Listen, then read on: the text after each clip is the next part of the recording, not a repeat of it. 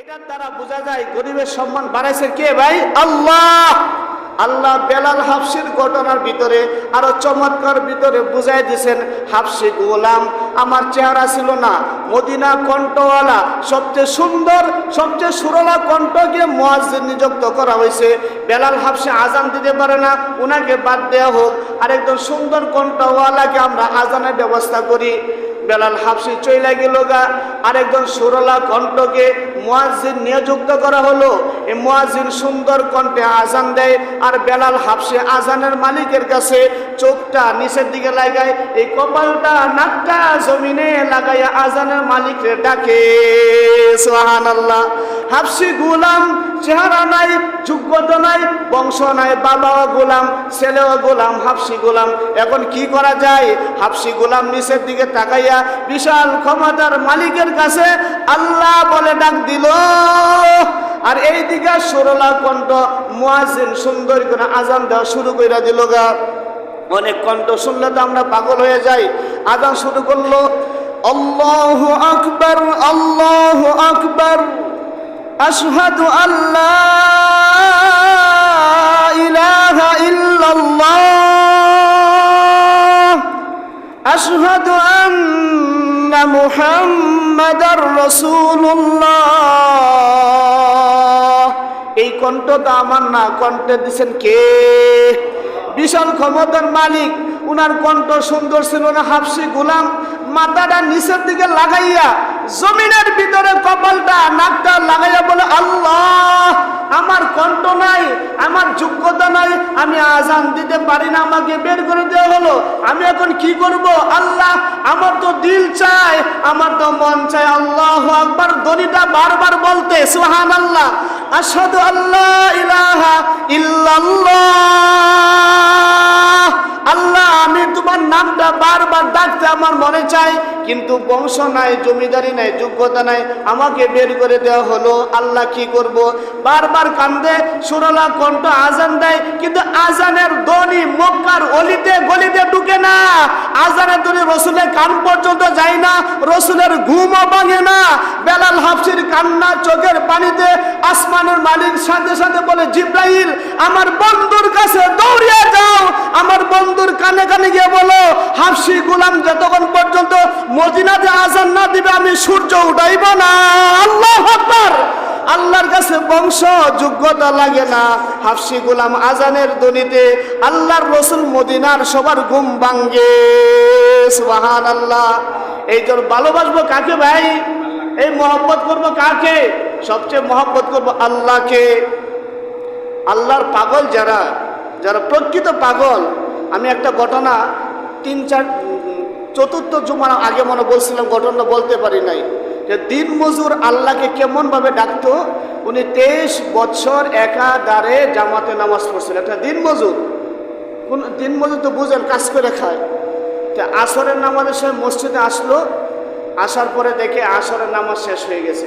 কি হয়ে গেছে ভাই? আসরের নামাজ শেষ হয়ে গেছে। যেই লোকটা 23 বছর জামাতে নামাজ পড়ছে, এই লোকটা যদি নামাজ ছুইটা যায়, তাকবীরুল্লাহ মিস হয়, কতটুকু কষ্ট বাজান? অনেক কষ্ট লাগবো না? বুক ফাইটা যাইতেছে যে আল্লাহ আমি তো জামাতটা চলে গেছে গা, আর একটা তাকবীরুল্লাহ মানে যে খতিব সাহেব ইমাম সাহেব যেসব বলে আল্লাহু আকবার, আপনি যদি সানা পড়ার আগে সুবহানাকাল্লাহুম্মা ওয়া বিহামদিকা ওয়া তাবারাকা ইসমুকা ওয়া তাআলা জাদ্দুকা ওয়া লা ইলাহা গায়রুক, এইটা বলার আগে যদি আল্লাহু আকবার বলতে পারেন 1000 উট কুরবানির নেকি পাইবেন। সুবহানাল্লাহ। চিন্তা করছেন বাজান? 1000 শুধু ইমাম সাহেবের সাথে সাথে যদি কাকে বলতে পারেন আল্লাহু আকবার সানা পড়ার আগে, তাহলে আপনি এই পৃথিবীতে কেউ বলতে পারবে আমার কুরবানি কবুল হয়েছে? কেউ বলতে পারবে বাজান আমার কুরবানি কবুল হয়েছে? কেউ বুকে হাত দিয়ে বলতে পারবে? কেউ বলতে পারবে না। কিন্তু আপনি 5 ওয়াক্তের নামাজে 5000 উট কুরবানির নেকি পাইতেছেন। সুবহানাল্লাহ। এই জন্য আমরা পাক্কা নিয়ত করবো ইনশাল্লাহ।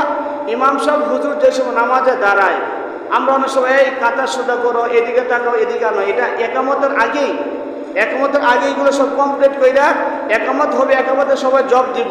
আর ইমাম সাহেব যে সময় আল্লাহু আকবার বলবে, ইমামের সাথে সাথে আমরা কি বলবো? আল্লাহু আকবার। আচ্ছা আসেন বসুন। আল্লাহ, ইমামের সাথে সাথে কি বলবো? আল্লাহু আকবার। ইমামের সাথে সাথে কি বলবো আমরা? আল্লাহু আকবার। যদি বলতে পারি আল্লাহ আল্লাহ আল্লাহ, ইমামের সাথে সাথে বলবো কি ভাই? আল্লাহু আকবার। তাহলে কতটুক নাকি পাইলাম? কতটুক? 1000 উট কুরবানির নেকি পাইলাম। কত হাজার? 1000 উট কুরবানির নেকি পাইলাম।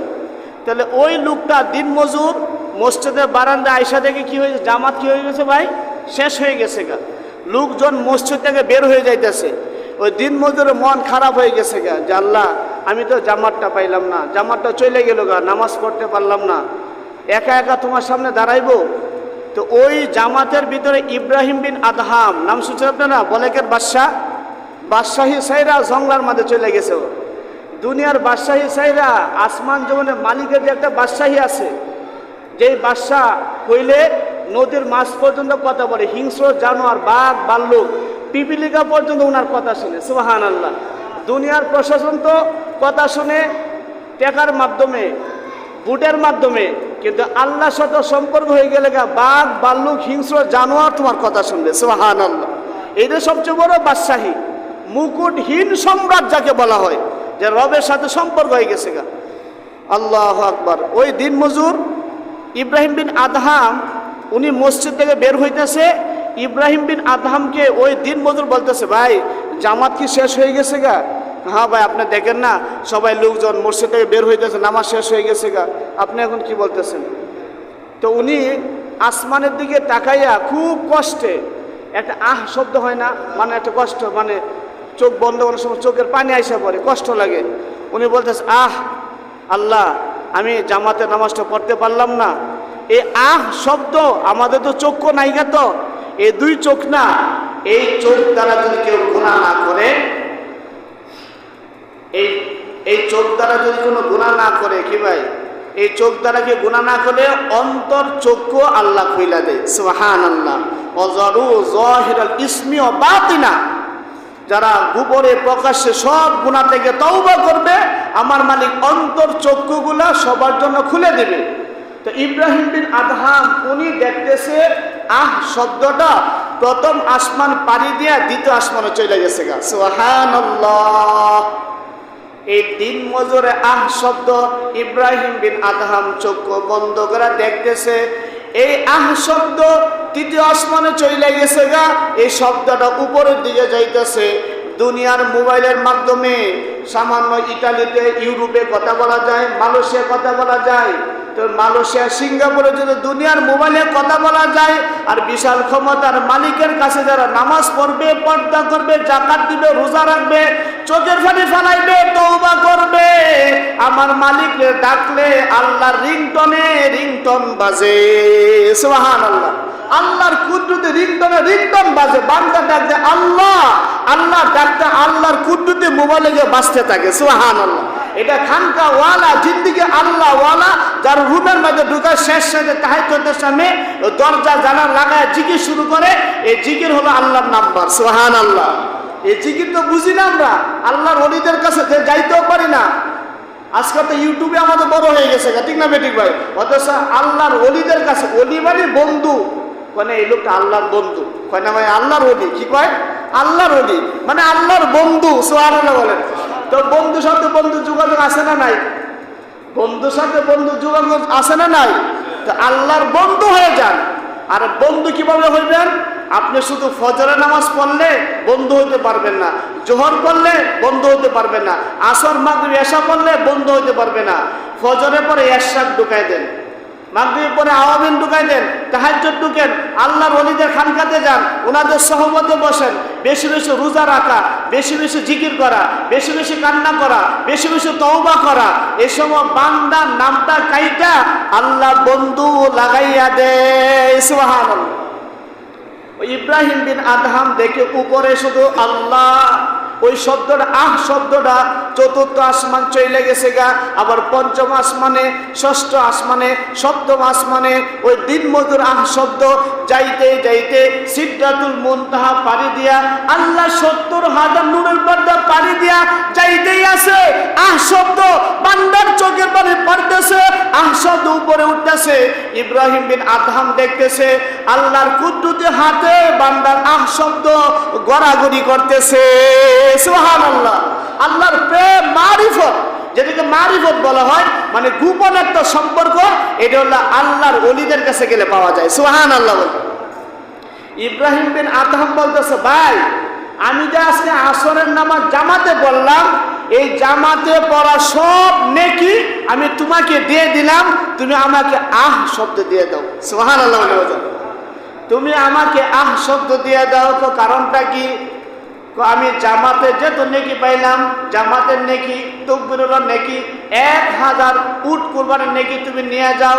কারণ আমার কুরবানি তো আমি জানি না, আমার নামাজটা তো জানি না কবুল হয়েছে কিনা, কিন্তু আমি ইব্রাহিম বিন আদহাম দেখলাম তোমার আহ শব্দ আল্লাহর কুদরতি হাতে চলে গেছে গা। সুবহানাল্লাহ। আল্লাহ রিসিভ করে ফেলাইছে, তাহলে তুমি আমাকে দিয়ে দাও, আমার নামাজের নেকি তোমাকে দিয়ে দিলাম। আজকে থেকে পাক্কা যুবক ভাই, নওজোয়ান, মুরব্বী বাবা, বাবা যত কষ্টই হোক আপনি 5 ওয়াক্ত নামাজ পড়বেন, নিয়ত আছে কার আল্লাহু আকবার।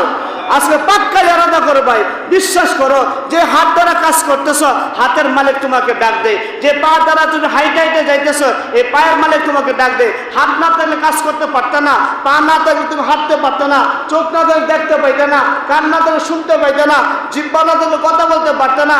হাত দ্বারা তুমি কামাই করতেছো, দোকানে টাকা দিতেছো, মুখ দ্বারা কথা বলতেছো, যে জিহ্বার বিল তো দিলা না, হাতের বিল তো দিলা না, পায়ের বিল তো দিলে না, চোখের বিল তো দিল না, কানের বিল তো দিলে না।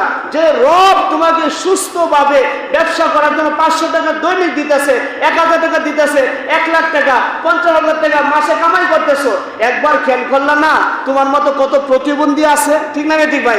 এই যে সুস্থতা রাখছে, এই সুস্থতার মালিক তোমাকে ডাক দেয়, আল্লাহু আকবার। বান্দা তুমি আমার কাছে আসো না, নামাজে দাঁড়াও না, রুকু করো না, সিজদা করো না, আমি আল্লাহর কাছে চাইতে পারো না, তুমি যদি আমার কাছে হাতটা লাগাও হাতটাকে আমি সুস্থ রাখবো। সুবহানাল্লাহ। এই কপালটা নাকটা লাগাই দাও, কপালটা নাকটা ভালো রাখবো। তুমি যদি পা দিয়া সিজদা করতো এই পা গুলো আমি ভালো রাখবো। তুমি সালাম ফিরাইবা, জিহ্বা জবানকে ভালো রাখবো, হাত তুলবা, হাতের যৌবন শক্তি ক্ষমতা আমি নিজে নিয়ন্ত্রণ করব, তোমাকে বাড়াই দিব। সুবহানাল্লাহ। চাইবো কার কাছে? আল্লাহ আমাদেরকে বুঝার তৌফিক দান করুন বলে আমিন। তাহলে আমি সবসময় যে বিষয় নিয়ে আলোচনা করি, আল্লাহ কোরআনে বসে ইয়া আইয়ুহাল্লাযীনা আমানু দুখুলু ফিস-সিলমি কাফা, ইমানদার পরিপূর্ণ ঢুকো। এখন মসজিদে ঢুকতেছে পরিপূর্ণ ঢুকা, কিভাবে ঢুকতে হয় এটা আমাদের জানার দরকার আছে না ভাই? দরকার আছে কিনা? প্রথম প্রাসঙ্গিক কিছু আলোচনা করি, যেহেতু সাথীরা আসতে দেরি হয়, এটার জন্য আমি 15 মিনিট আমাদের মসজিদে ঢুকা বের হওয়া, একটা মানুষের চলাফেরা করার জন্য যা যা প্রয়োজন এই নিয়ে আলোচনা করবো ইনশাআল্লাহ। তো মসজিদে ঢোকার সুন্নত কয়টা? বুঝলে গেছে, 2-3 জমা আসছিলাম তো কি ভাই? ভাই কয়টা? 5টা। কয়টা বাজান? 5টা। মসজিদে ঢোকার সুন্নত কয়টা? 5টা। একটু সবাই আমার সাথে মুখ খুইলেন, এইগুলো জানার দরকার আছে না নাই? আমি মসজিদে 10 বছর যাবত ঢুকতেছি, আমি 20 বছর যাবত মসজিদ নামাজ পড়ি, অতএব 20 বছর চলে গেছে গা, আমি 5টা সুন্নত পারি না। ঠিক না বেঠিক বাজান? তাহলে 5টা সুন্নত শিকার দরকার আছে না নাই? মসজিদে ঢোকার সুন্নত কয়টা? সবাই বলেন কয়টা? কয়টা? কয়টা? 5টা। 1 নম্বর হলো বাম পায়ের জুতা আগে খোলা। কি আব্বু সামনে আসো, আব্বু সামনে আসো। তো কোন পায়ের জুতা আগে খুলবো? বলেন কোন পায়ের জুতা আগে খুলবো? বাম পায়ের জুতা আগে খুলবো। বিসমিল্লাহ বলা, দুরূদ শরীফ বলা, দোয়া বলা, ডান পা দিয়ে প্রবেশ করা, ইতিকাফের নিয়তে ঢোকা। এই 5টা, এই 5 পদ্ধতিতে কোনো মানুষের মসজিদে ঢুকবে, আল্লাহর রসুল ঢুকার যে পদ্ধতির নকশা অবলম্বন করছে আপনি ঢুকবেন এভাবে, আল্লাহর রসুল আপনাকে জান্নাতে ঢুকাই দিবে। সুবহানাল্লাহ। নবীজি জান্নাতে ঢুকাই দিবে। কিন্তু সুন্নত ওয়ালা জিন্দেগি, জান্নাতের পথ পাবে তুমি পেয়ারা নবীর কদম তলে। কি বলেন? জান্নাতের পথ পাবে তুমি পিয়ারা নবীর কদম তলে, সুন্নতের পথ দললে বন্ধু, আল্লাহ মিলে আল্লাহ মিলে। এটা আমি লাঠি ব্যবহার করি। আমার অনেকে অনেক কিছু বলে, যুবক মানুষ অল্প বয়স লাঠি নিয়ে ঘরে কত কিছু করে।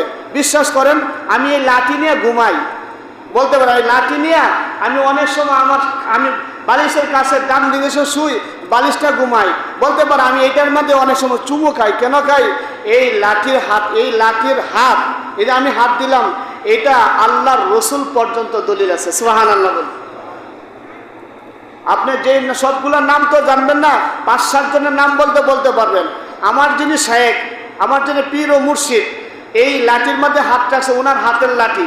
আমি আমার লাঠি ওনাকে নিয়ে শায়েখের লাঠিটা নিয়ে আসলাম সৌদি আরব থেকে, হজর সফর থেকে উনি কিনে আনছিল এই লাঠিটা। তো আব্দুল কুদ্দুস দামাত বরকত আলী আমার শায়েখ ও মুর্শিদ, উনার হাত লাগছে এটার ভিতরে। কোথায় লাগছে?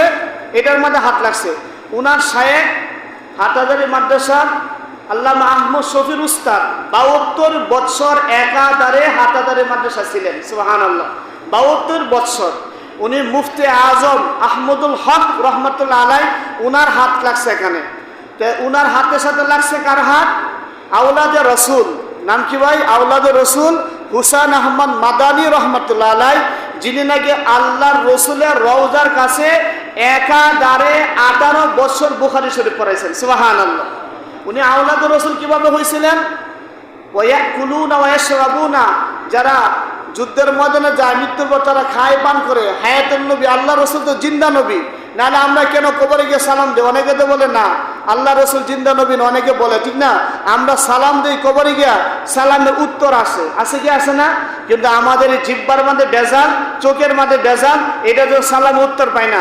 18 বছর বুখারী পড়ার পরে এক ছাত্র বলছে, শেখ আপনি আল্লাহ রসুলকে সালাম দেন, আপনি তো বলেন ওয়ায়াকুলুনা ওয়ায়াশরাবুনা, খায় পান করে, সালামের উত্তর নেই। তা আপনি হুসাইন আহমদ মাদানী, আপনি সালাম দেন, দেখি উত্তর আসে কিনা। আল্লাহু আকবার।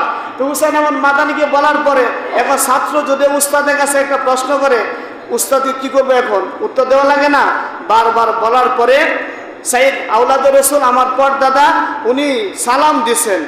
আল্লাহর রসুলকে সালাম দেওয়ার সাথে সাথে রওজার থেকে সালামের উত্তর আসলো। সুবহানাল্লাহ।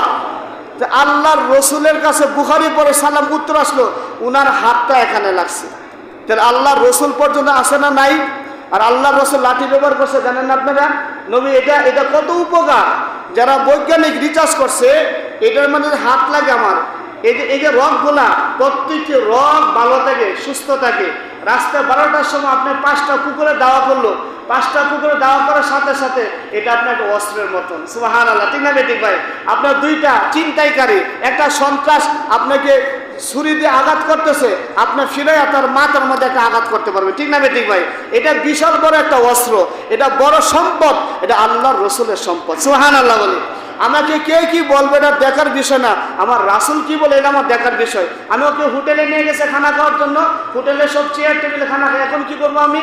করার কিছু নাই, খানা জায়েজ আছে, খানা খাওয়া জায়েজ আছে, কোনো সমস্যা নাই। কিন্তু সুন্নত হলো সমতল ভূমিতে খাওয়া। আমি কি করছি? আমি টেবিলের উপর ওইটা খানা খাওয়া শুরু করছি। সবাই হাসতেছে, আমি দেখি তারা হাসে, আমার তো দিল বলে আল্লাহর রসুলও হাসতেছে। সুবহানাল্লাহ। আমার তো মনে রসুলও হাসতেছে। আমি টেবিল তো বড়, আমি বলছি আমি টেবিলের উপরে উঠে খাই, বড় সবার সামনে হোটেলের ভিতরে আমি টেবিলের উপরে উঠে তারপরে আমি খানা খাইছি। কে কি বলবে দেখার বিষয় না, আমি তো রাসূলকে ভালোবাসি, ঠিক না বেটি ভাই? আমি সবচেয়ে বেশি আমার রাসূলকে ভালোবাসি, আর রাসূলকে ভালোবাসাই আল্লাহকে ভালোবাসা। সুবহানাল্লাহ। রাসূলকে ভালোবাসায় মানে কি ভাই? আল্লাহকে ভালোবাসা। তো এই সুন্নতকে চিন্তা করবো না ইনশাআল্লাহ ভাই? তাহলে মসজিদে ঢোকার সুন্নত কয়টা বলছিলাম? 5টা। বাম পায়ের জুতা আগে খোলা, বাম পায়ের জুতা আগে বলা। একসাথে দোয়া বলেন, বিসমিল্লাহি ওয়াসসালাতু ওয়াসসালামু আলা রাসূলিল্লাহ, বিসমিল্লাহি ওয়াসসালাতু ওয়াসসালামু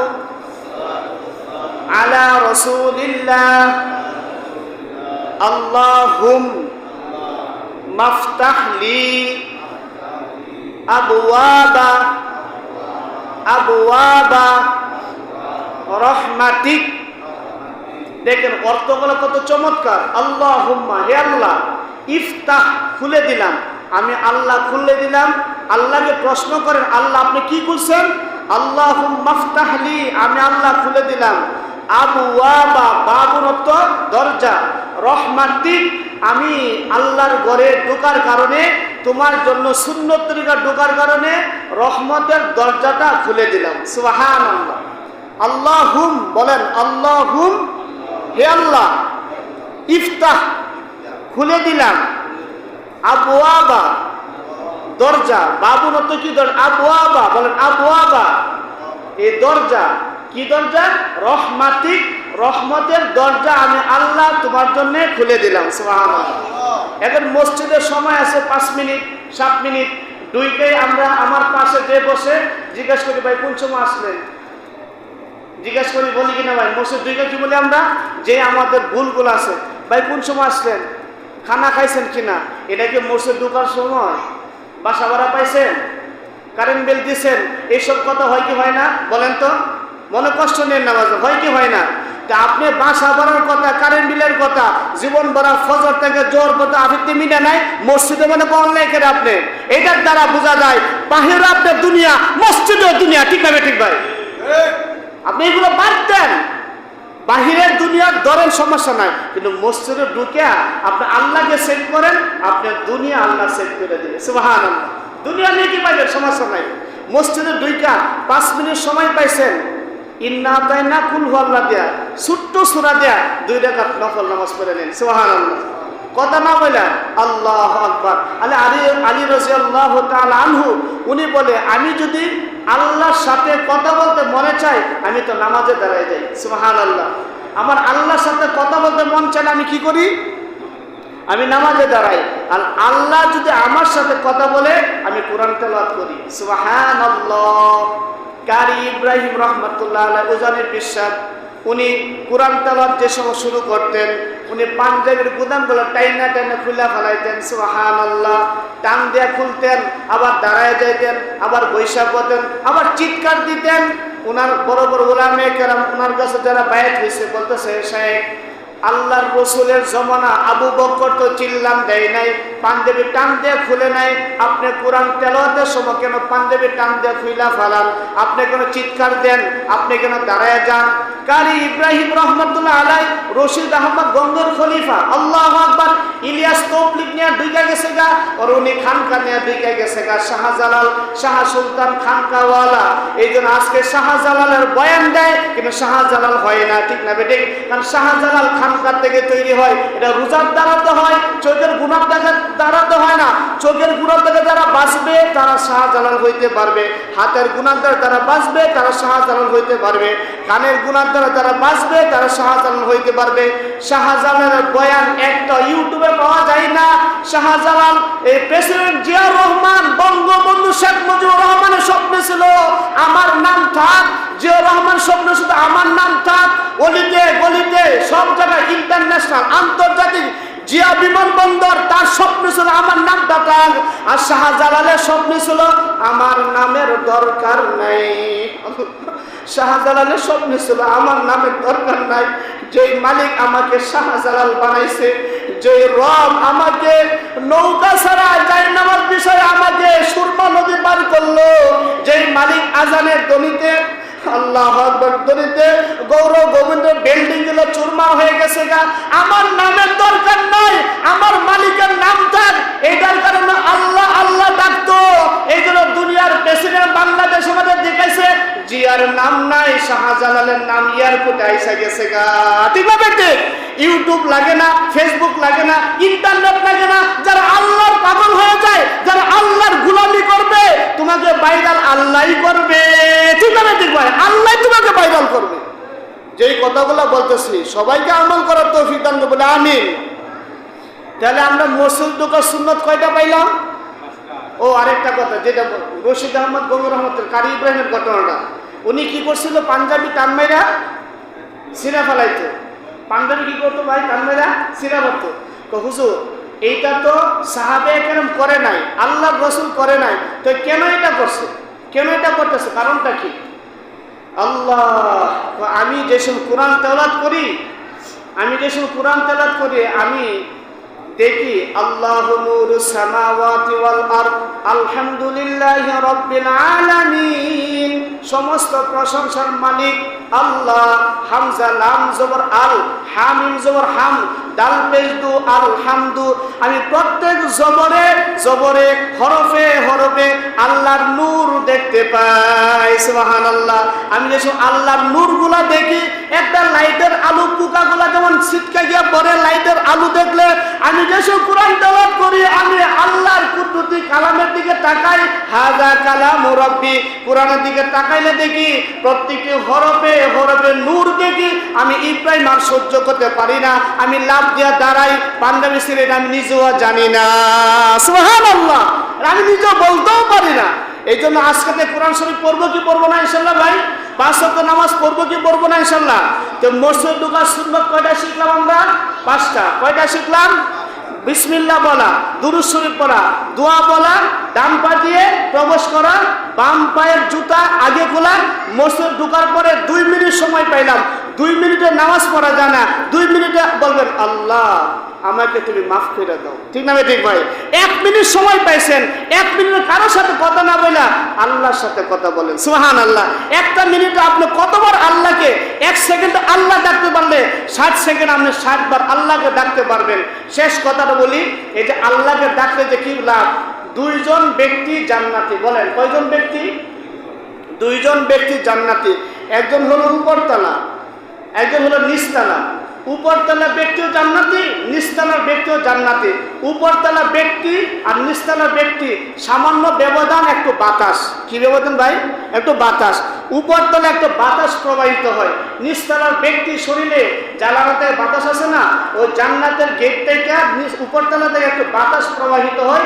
এই বাতাসটা নিচতলার ব্যক্তি শরীরে লাগে, আর লাগার পরে বলে আল্লাহ উনিও জান্নাতি আমিও জান্নাতি, কিন্তু এমন একটা কি বাতাস দিলা, আমারও বাতাস লাগে, তার শরীরে বাতাস, কিন্তু আমি দেখি উপরতলা ব্যক্তি থেকে যে বাতাসটা আসে, এই বাতাসটা আমার এত শান্তি, এত মজা লাগে। এই আমলটা কি করে উনি একতলা বেশি পাইলো আর বাতাসটা বেশি পাইলো? একতলা কিভাবে বেশি পাইলো আর বাতাসটা বেশি পাইলো?